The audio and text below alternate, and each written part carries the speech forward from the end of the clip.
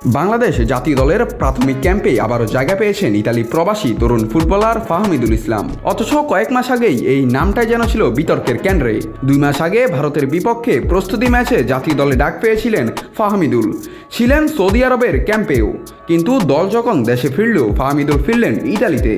জানা যায় কোচ বাদ দিলেন এই তরুণ ফুটবলারকে, আর তাতেই বিস্ফোরণ ফুটবল অঙ্গনে।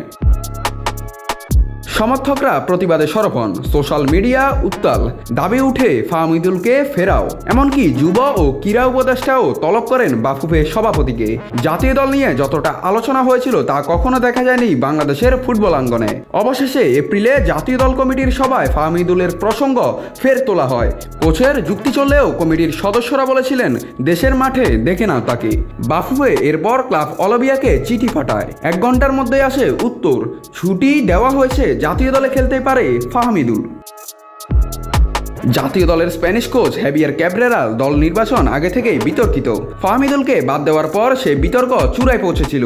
এখন দেখার পালা 31 মে থেকে শুরু হওয়া ক্যাম্পে কোচ তাকে চূড়ান্ত দলে রাখেন কিনা। 10 জুন সিঙ্গাপুরের বিপক্ষে এশিয়ান কাপ বাছাইয়ের ম্যাচ, 4 জুন রয়েছে প্রীতি ম্যাচ। ফাহমিদুলের ফেরা এই 2 ম্যাচে বড় ভূমিকা রাখবে কিনা সেটাই এখন আলোচনার কেন্দ্রবিন্দু।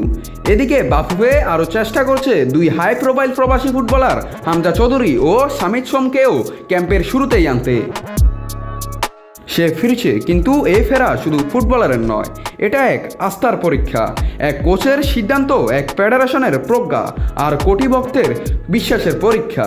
এবার মাঠই বলবে ফাহমিদুল কি শুধু বিতর্কের নাম নাকি আগামী দিনের নায়ক। নাত রাহুল, নিউজ না স্পোর্টস।